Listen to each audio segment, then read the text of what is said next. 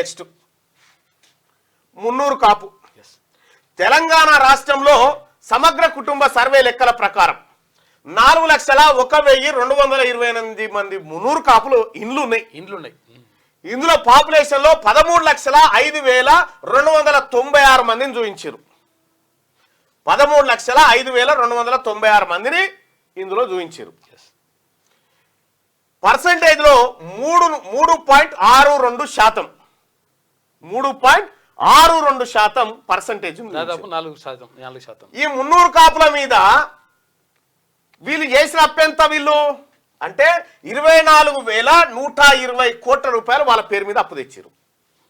మున్నూరు కాపుల అందరినీ కుదబెట్టి మున్నూరు కాపుల ఇండ్లు తాకట్టు పెట్టి మున్నూరు కాపుల వాళ్ళ తలకాయలు పిలగాన్లై పసిపోరగాన్లై కూడా తాకట్టు పెట్టి 24,120 కోట్ల రూపాయలు అప్పు చేశారు. మరి మున్నూరు కాపులకు ఎంత ఇచ్చిరాయా వీళ్ళంటే 289 కోట్లు. చూసుకో, 289 కోట్లు వీళ్ళు. ఇక్కడ 1000 కోట్లు, ఇక్కడ చూసుకో. ఇక ఎవరు జాస్తుండు అన్నట్టు, ఎవరు జాస్తుండు? ఈ లెక్కలు ఇన్ని రోజులు ఎవరు చెప్పలే.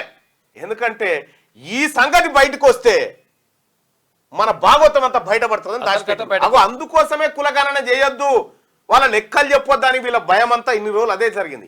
వాళ్ళ రాహుల్ గాంధీ గారు వాళ్ళ లెక్క వాళ్ళకి చెప్పాలని చెప్తా ఉన్నాడు. అందుకోసమే మున్నూరు కాపుల పరిస్థితి ఇది.